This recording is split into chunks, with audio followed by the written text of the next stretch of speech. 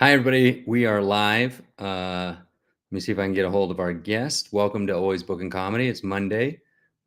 Weird reflection there. Let's fix that. Can you get on recording? All right.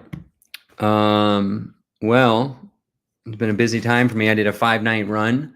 We can talk about that until our guest shows up.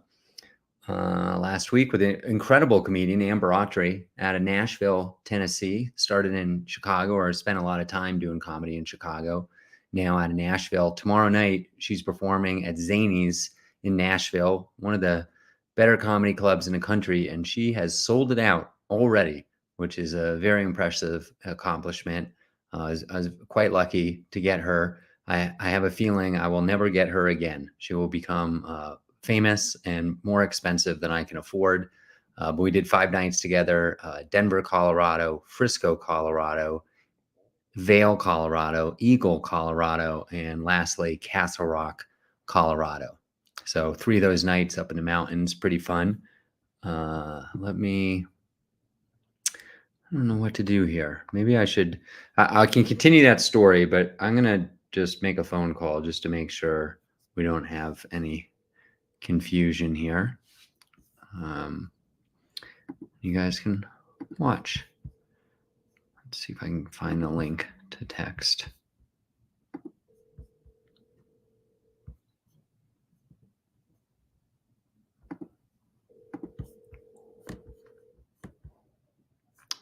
All right. Well, a little bit of dead air on Always Bookin Comedy as we're waiting. All right. We got voicemail. Oops. Oh boy. That did not really work, did it? All right. We'll get back into this, and I have a feeling this guest has forgotten. Maybe? I don't know.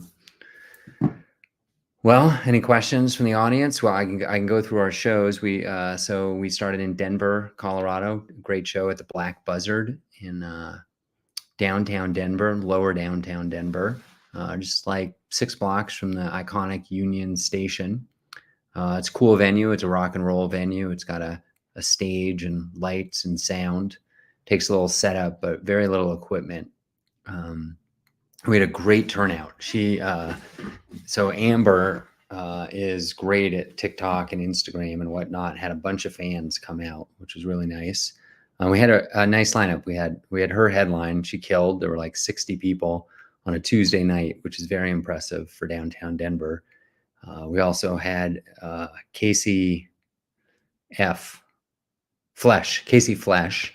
from Minneapolis, Minnesota. Good comic who is out of the Minnesota area visiting. And then we had Michael Isaacs, who's originally from Tennessee. He started in Chattanooga, maybe. I'm not really good with maybe Memphis. I'm not really good with my Southeast geography. And then we had Dobie Maxwell, who's been on the Late Late Show with Craig Ferguson, a super funny guy. He's from Milwaukee, but he has a radio show in Chicago. So he's kind of out in that Milwaukee, Chicago area. He featured, and it was a stacked lineup, top to bottom. I did some new material I've been working on, which is mixed in with old material. So I've been trying to dial that in, which is fun. And I send surveys after every show, and the feedback was very positive, very positive. Everybody enjoyed the show. I don't really know what to do here. I kind of feel like I should end the episode. I'm going to try calling one more time.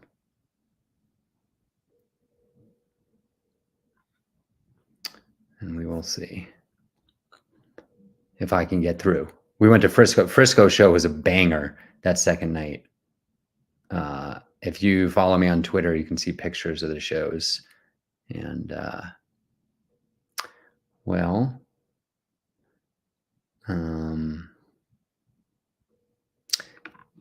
really fun show. Sold out, totally sold out, which was great. Very impressive for that time of year. I'm going to leave a voicemail here. Hey, Alex, we went live about 5 minutes ago, and I am wondering if you're going to hop on or if I should wrap up this episode. We are live right now on the internet and would love it if you could hop on to Always Bookin Comedy.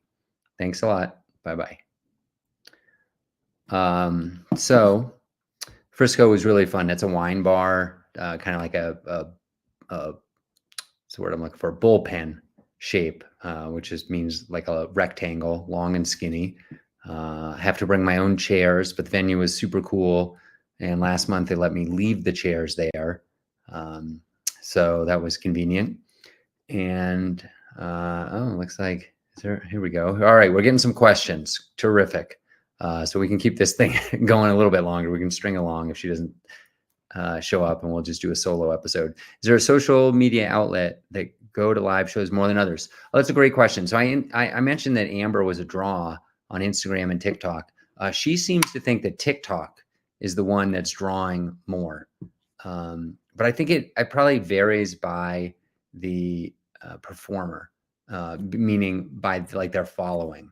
But I'll tell a quick story that just amazed me. And admittedly, I'm not very good at social media. I'm not even on Instagram or Facebook. I have a small Twitter presence. But I reached out to her like a week before the shows and just said, ticket sales are good. Here's where we're at in each market. Here's the ones that are better than others, and here's the ones that could need some help. And she said, okay, I'll go live. Thanks for the info. I didn't really know what that meant, but I think it's a TikTok thing. You go live on TikTok. And I'm not kidding. In the next couple of hours, we sold 8 tickets to 8 different people.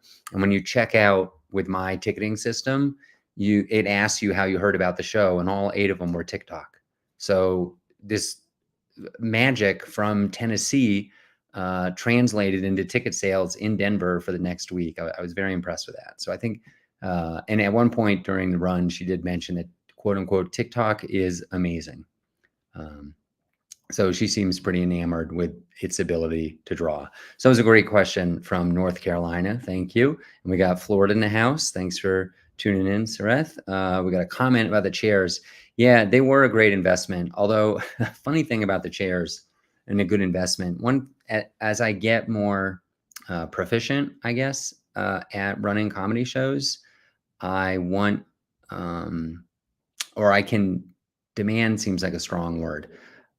I can negotiate better venues and better situations. Like there are times where I lose money, like absolutely lose money on shows.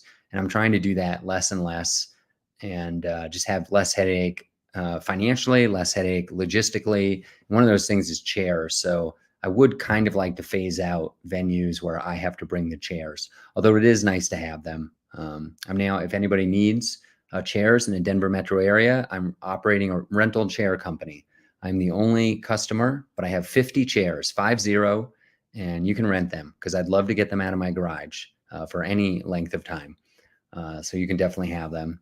All right, so we got it. What we'll do here is we'll go another like 7 minutes. We'll make this a half episode. I'll take more questions if Sareth or Mark in North Carolina want to chime in. Here we go. Have people bring their own yoga mats. Funny story about that. I'm just going to riff on whatever people say. At the Vail Comedy Festival, which is coming up Memorial Day weekend, May 24 through 26, 2024. You can get passes at vailcomedyfestival.com. We do late night shows. And the first year, we had no chairs in this late night venue, and people stood.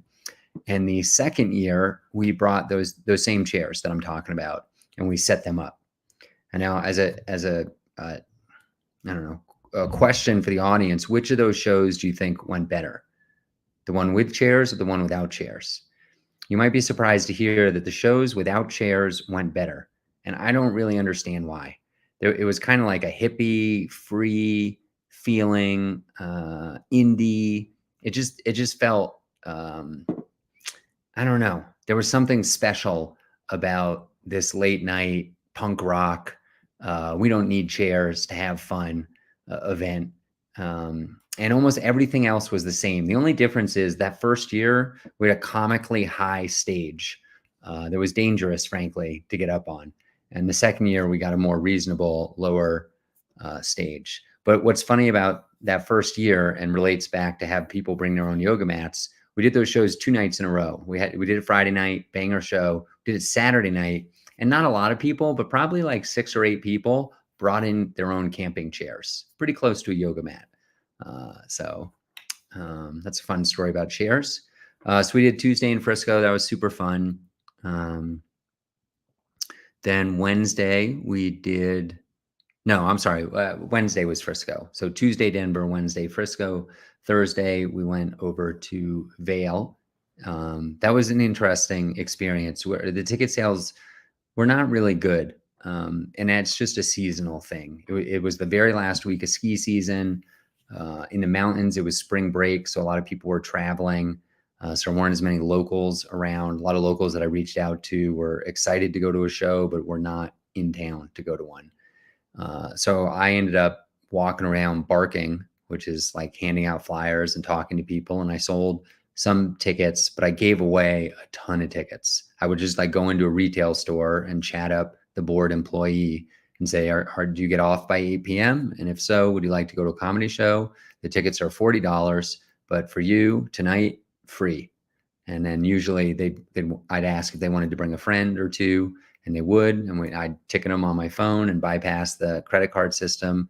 And just through that, in a couple of hours, I gave away 20 tickets to the show. And then we also did a partnership like a week in advance with kind of like a Better Business or like a Chamber of Commerce thing for Vail, which works with a lot of the employers in Vail. And they gave away 10 tickets for me. And between that and people buying tickets last minute, we sold out like an hour before the show, which was terrific. And fun little thing, I was just talking to another showrunner today who did a show over the weekend where 20 out of 60 people didn't show up. So he had a 33% no-show rate of people who paid for tickets. I've been seeing like 10 to 20% no-show rate. And so when I can, I've been overselling, which is a little bit of a high wire dance. It's a little scary, but if you have a place that seats 80, we'll sell 90 tickets and just kind of roll the dice. The 10 people aren't going to show up. And it pretty much works every time. We had a funny situation where we were already sold out. We had some people show up who wanted to go in. It was 5 of them. It was a group of 5. And I was like, there are some empty seats in the venue, probably not 5 connected, but I'm gonna sell them the tickets, and I offered them their money back after the show if they didn't have a good time. And what ended up happening was they got pretty terrible seats that didn't even have a view of the stage. And then in the middle of my host set, 6 people got up and left the front row, which on another topic, you want the front row populated. That's an important thing. If you're a showrunner, fill the venue front to back. If you go to some of the best comedy clubs in the world, they're purposeful with the seating of customers. And that's part of my job as a host. So I interrupted my set, tried to get people to come up. Those 5 people who got those last minute tickets got a front row seat, all together, and had an unbelievable time. They had a great time. I talked to them afterwards. They were thrilled. So shout out to that group. Really made that night special. Any last questions from people watching online? We're going to go 1 or 2 more minutes, and we will maybe reschedule this guest. This is the second time this has happened. The last time was actually my error. I'm gonna jump in and say that it was like kind of my error. When I send the Google invite for this, I put the link to join this online session, and Google automatically adds a Meet link. And I usually delete the Meet link, but last time I forgot to delete it, and then this person was in the Google Meet, so we could like missed each other. Let's see. Did you expect the no-shows? Was it weather related? Weather was great. No, that's just like a post-pandemic thing. 10 to 20% is normal.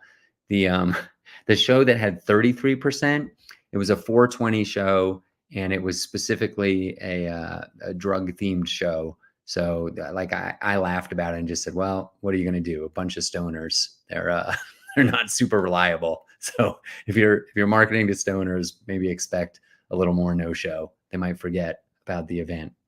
Let's see. How do you juggle all these shows and touring? You impress me, dude. Well, yeah, I get the question, but no follow-up show producing. The